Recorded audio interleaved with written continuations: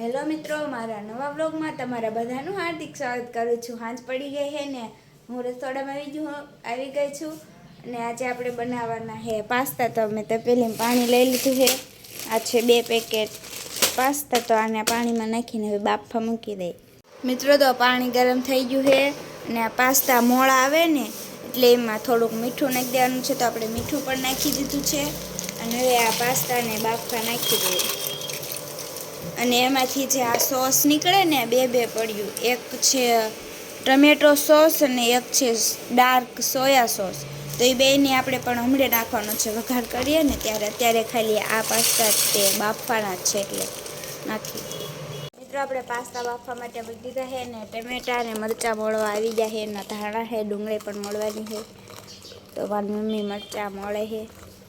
મિત્રો, મારી મમ્મીએ ટમેટા મોળ નાખ્યા છે, મરચાં મોળ નાખ્યા છે ને ડુંગળીઓ મોળવાની ધાણા મળે. મિત્રો, આપણે બધી વસ્તુ મળી ગઈ છે. આ જો ટમેટા મળી ગયા છે, મરચાં, ધાણા અને ડુંગળી અને મીઠો લીમડો લઈ લીધો છે.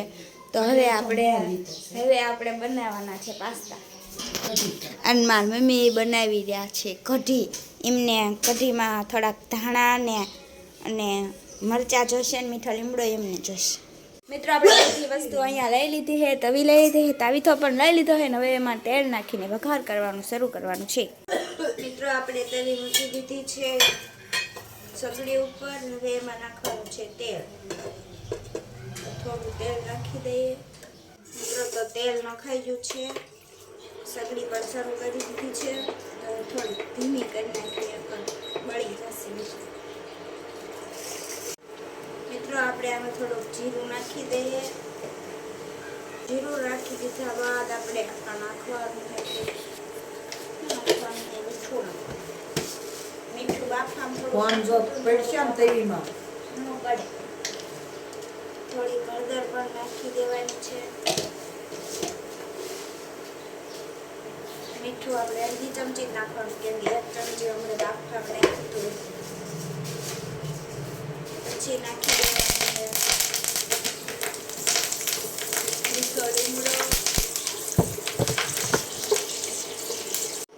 મિત્રો, આપણે એ બધી વસ્તુ નાખી દીધી છે. હવે મરચાં થોડાક નાખી દેવાના છે. મરચાં થોડાક ચડી જાય પછી ડુંગળી થોડીક નાખી. મરચાંને હલાવવાના પછી મળી જાય એટલે હલાવ્યા કરવું. હવે એમાં નાખી દઈએ થોડી ડુંગળી. જે આપણે પહેલેથી કાપીને નાખી હતી ડુંગળી આપણે આમાં નાખી દીધી છે. મિત્રો, આપણે મરચાંને થોડુંક ચડી ગયું છે ને હવે આપણે એમાં નાખવાના છે ટમેટા. થોડાક આપણે ટમેટા પણ આમાં એડ કરી દીધા છે. હવે ફરીથી સરસ હલાવી નાખીએ. આખી રીતે મિક્સ કરી નાખવાનું. ત્યાં સુધી મિક્સ ન થાય સરખું ત્યાં સુધી હલાવવાનું છે. આપણે બધી વસ્તુ નખાઈ ગઈ છે અને હવે ઘડીકાને સળવા દેવાનું છે.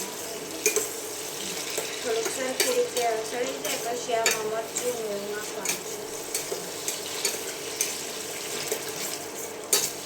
મરચું તો તમારે સ્વાદ પ્રમાણે નાખવાનું છે. કેટલું ખાતા હોય એના ઉપર આધાર રાખે.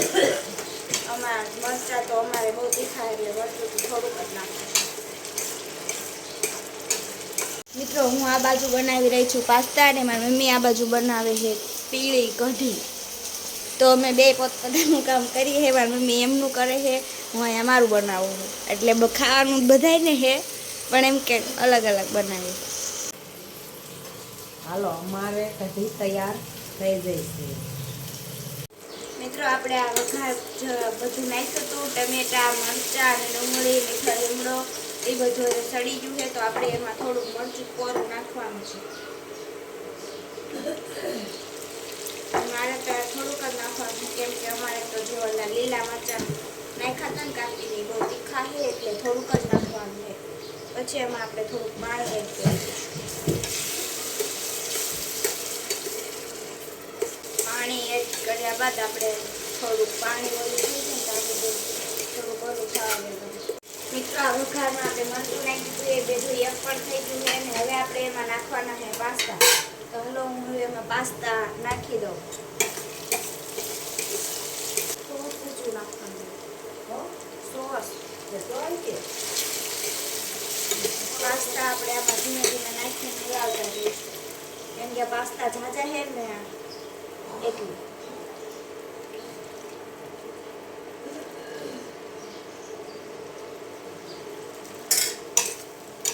પાસ્તા જે બફાવા દો ને તમે મિત્રો એ થોડાક હે ને કાચા જેવા જ રાખવાના નકર બધું જે એક થઈ જાય છે આમ અલગ અલગ નકર પાસ્તા સારા નહીં બને એટલે થોડા કાચા રાખવાના પછી આ વઘારમાં જ્યારે નાખીએ ત્યારે થોડાક આમ થાય એમ પણ સડી જ જશે તો હવે આપણે એમાં પાસ્તા બધા નાખી દીધા છે જો આપણે આમાં જે ઓલા બળીકામાં પાસ્તાની બળીકામાંથી સોસ નીકળ્યો હતો ને એ નાખવાનો બાકી છે પાસ્તા પહેલા નાખીને હલાવી નાખીએ ધીમી સગડી કરી નાખવાની નકર બધું બળી જશે એટલે ધીમી સગડી કરી નાખી છે હવે 300 ઉપર પછી હવે પાસ્તા નાખીને હલાવી નાખવાના છે પાસ્તા મિત્રો આપણે હલી જાય થોડા નીચે ઉતારીને પછી હલાવશું આપણે ત્યાં ડાર્ક સોયા સોસ જે છે એને આપણે નાખી દેવાનો છે અંદર 2 પડીકા હતા એટલે આપણે એક ડાર્ક સોયા સોસ એક પડીકામાં અને ટોમેટો સોસ એ બંને એક પડીકામાં આવશે અને બીજા પડીકામાં એવી રીતે તે 2 સોસ જ આવશે ડાર્ક સોયા સોસ ને ટોમેટો સોયા સોસ તો આપણે એને નાખી દેવાનું છે અંદર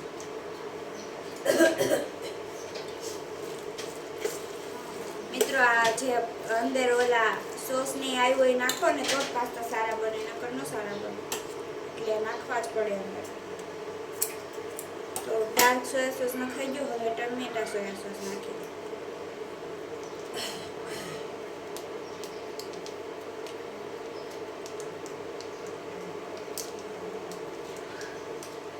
એક પડીકાના જે નીકળ્યા એ સોસ નાખી ગયા છે 2 એટલે કે 2 નાખી દીધા હે બીજા પડીકામાં નીકળ્યા એ સોયા સોસ નાખી દે આ મમ્મીને કઢી બની હોય મારે થોડુંક વાર લાગે પાસ્તા બનાવવા સોસ તો મિત્રો બધા અંદર નખાઈ ગયા છે હવે આપણે હલાવી નાખવાનું મિત્રો આપણે પાસ્તા બનીને મસ્ત મજાના તૈયાર થઈ ગયા છે અને આપણે મૂકી દઈએ બધા આવે પછી ખાઈ લઈએ સાંજ પડી ગઈ છે અને આપણે બની ગયું છે બધું જો રોટલા પણ બની ગયા છે પાસ્તા પણ બની ગયા છે અને કઢી પણ બની ગઈ છે તો હવે મારા ભાઈની હીરામાં થવા પપ્પા આવે પછી આપણે ખાઈ લઈએ મારી મમ્મી ગયા છે મારા મામાને ઘરે દૂધ લેવા અને ઘરે કોઈ નથી એટલે મારે જવું હતું પણ મને ન રહી ગઈ કેમ કે આ ઘરે કોઈ નથી ને એટલે અને હું ખાવા બે ગઈ હું સંતરું હે પણ લીંબુ જેવડું સંતરું લાગે છે પડી ગઈ ને આપણે બે જાય ખાવા માટે તો પાસ્તા ને એવું બધું હે તો અમે બધા ખાઈ લઈએ